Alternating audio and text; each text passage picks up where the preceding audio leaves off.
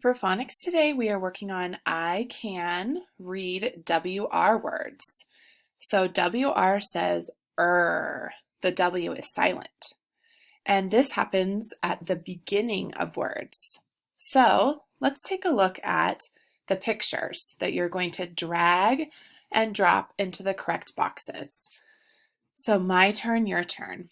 Wrist, wrench, wrong, wreck, right, wrap, wrinkle, wren. A wren is a type of bird. So let's look at those one more time. Wrist, wrench, wrong, wreck, right, wrap, wrinkle, and wren.